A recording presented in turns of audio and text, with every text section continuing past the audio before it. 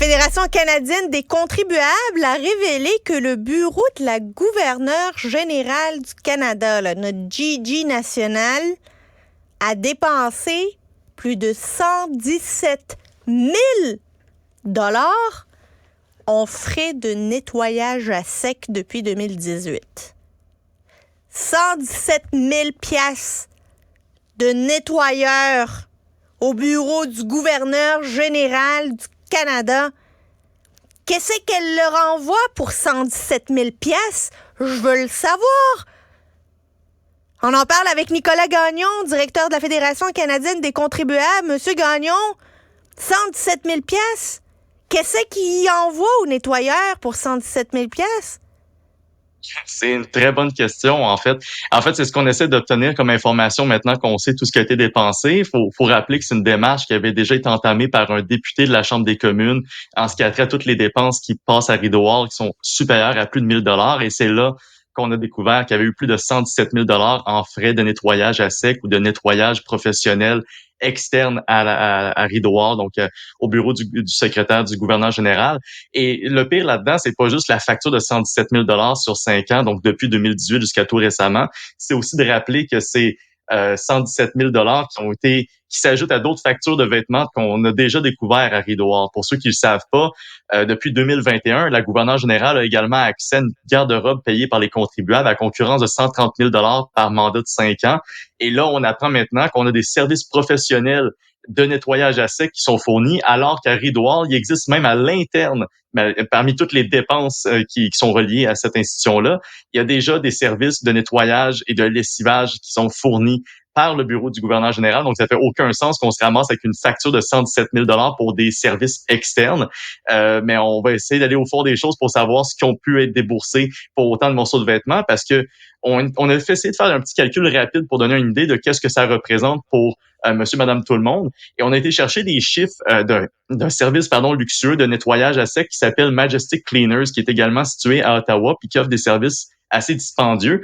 Et on a réalisé que pour 117 000 $, on aurait pu nettoyer 13 831 chemisiers ou 6 204 robes ou encore 3 918 couettes pour les lits. Donc, ça vous donne une idée de combien est-ce qu'on aurait pu dépenser pour 117 000 $. Maintenant, est-ce que c'est ce qui a été dépensé? On n'en a pas exactement tous les détails pour l'instant, mais ça inclut des nappes, ça inclut le moindre vêtement qui sont utilisés par le bureau du gouverneur général.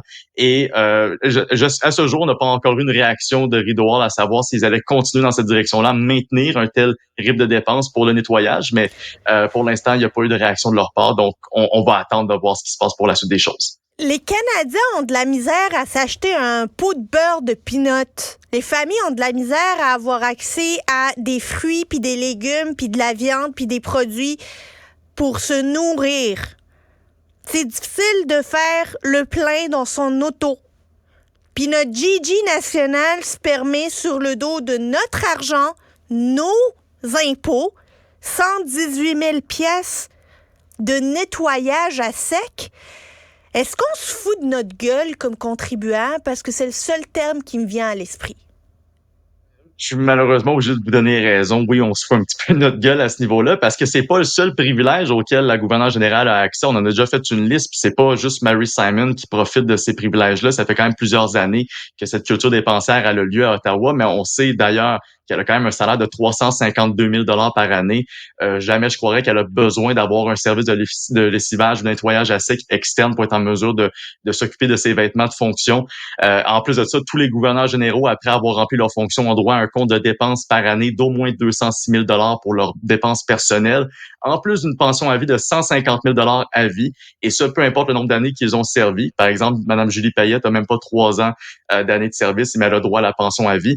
Et ça s'ajoute aussi à la garde-robe pour les vêtements de fonction. Ça s'ajoute aussi à tous les voyages qu'on a déterrés, des voyages de fonction de la gouverneure générale qui sont sans queue ni tête, qui ont aucune retombée pour les contribuables, mais en plus, où est-ce qu'il y a beaucoup d'abus. On se souvient la fameuse facture de 100 000 $ de repas d'avion qui ont été dépensés durant le déplacement de la gouverneure générale au Moyen-Orient, l'année dernière avec sa délégation, 100 000 $ en une semaine pour des repas d'avion.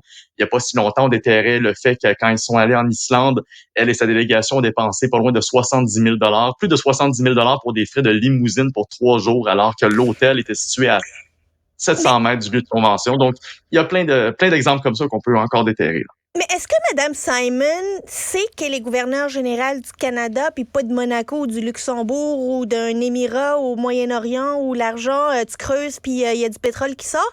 Est-ce qu'elle est au courant qu'au Canada, on a un petit peu de misère ces temps-ci, qu'on a un déficit qui s'accumule jour après jour grâce à notre fameux gouvernement qui n'est pas capable de gérer la bourse gouvernementale?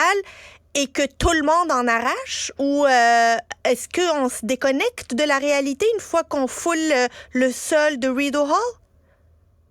Je pense qu'il y a un peu des deux dans ce cas-ci. Il y a une responsabilité autant de la part de la gouverneure générale et sa délégation, ou du moins ses fonctionnaires, ainsi que du côté du gouvernement fédéral de Justin Trudeau. Parce d'un côté, bon, effectivement, quand on rentre à Rideau Hall, je partage cette même impression que vous. Il y a une déconnexion qui se fait de plus en plus entre la réalité de ceux On qui dirait occupent qu'il y a Rideau un Hall et ceux ascenseur qui paient la propulse facture. au 7e ciel. Absolument. Et en plus, quand Mme Mary Simon a été choisie pour être gouverneure générale, on s'attendait à elle, à ce qu'elle représente vraiment une vague de changement au sein de l'institution, et on s'attendait à ce que ce changement-là se reflète également dans les dépenses, la manière de gérer l'argent des contribuables.